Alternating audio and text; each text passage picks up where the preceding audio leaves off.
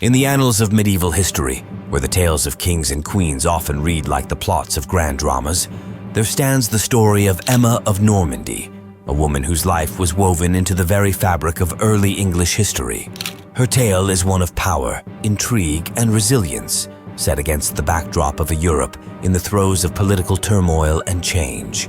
Born around year 985 into the ducal house of Normandy, Emma was the daughter of Richard I, Duke of Normandy, and his second wife, Gunnar, in a time when royal marriages were strategic tools of alliance and power. Emma's union would become a pivotal link between Normandy and England. In year 102, at the tender age of 17, Emma was married to Ethel Red the Unready, King of England. This marriage was more than a union of two individuals. It was a political alliance designed to strengthen Ethelred's position against the Viking threat, which had been looming over England for decades. Emma, known as Alfgifu in England, entered this new world as a young bride, stepping into a role that demanded both diplomatic skill and personal fortitude. The early years of Emma's marriage were marked by the turbulence of Ethelred's reign. England was under constant threat from Danish invasions, and Ethelred's rule was characterized by a series of defensive and at times disastrous decisions. Amidst this chaos, Emma gave birth to their children, including Edward the Confessor and Alfred Atheling, who would play significant roles in English history. The turning point in Emma's life came with the invasion of England by Sweyn Forkbeard, the King of Denmark, in year 1013.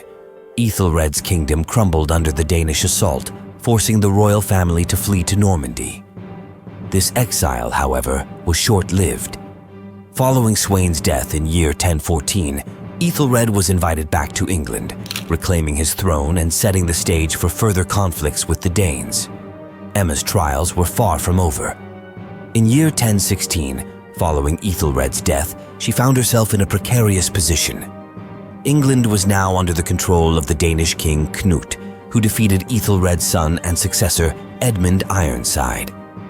In a surprising turn of events, Emma married Knut in year 1017, a move that was as strategic as it was unexpected.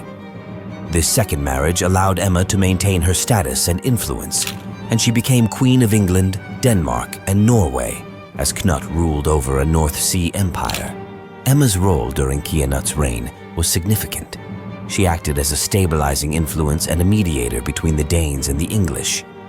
Her marriage to Knut was not just a personal alliance, but a symbol of the unification between the two peoples. Together, they had children, including Harthacnut, who would later become King of Denmark and England. After Kianut's death in year 1035, Emma's life entered another turbulent phase. Her son Harthacnut was in Denmark, struggling to assert his rule, while in England, Kianut's son by his first marriage, Harold Harefoot, seized the throne. Emma supported Harthacnut's claim to the English throne, a stance that led to her temporary fall from power during Harold's reign.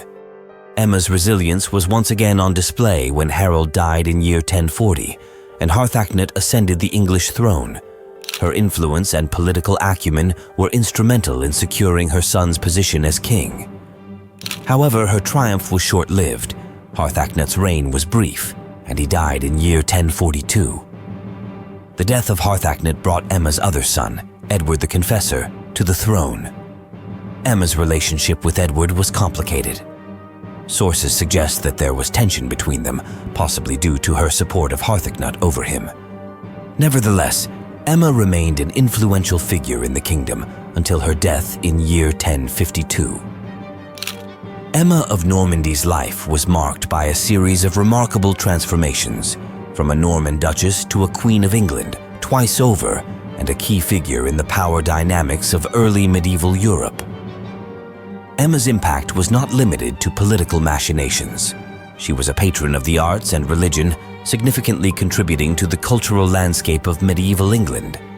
Her sponsorship of religious institutions and literary works, including the famous Encomium Emmae Reginae, a Latin panegyric in her honor, showcased her dedication to cultural and religious affairs. This patronage also served as a tool for consolidating her power and legacy. Emma's legacy is a testament to her skills as a stateswoman and her ability to adapt and thrive in an era of constant upheaval. She is remembered not just as a queen, but as a shrewd and powerful figure who navigated and influenced the complex political landscapes of two different kingdoms. Emma's life, intertwined with the tumultuous events of early medieval Europe, offers a fascinating glimpse into the era's politics, culture, and the role of women in power. Her story is a vivid reminder of the resilience and strategic acumen required to survive and thrive in the medieval world. Emma of Normandy's life is a compelling narrative of power, strategy, and resilience. Her ability to maintain influence in a male-dominated world, her cultural contributions, and her survival through turbulent times make her story not just a chapter in medieval history, but a tale of enduring significance.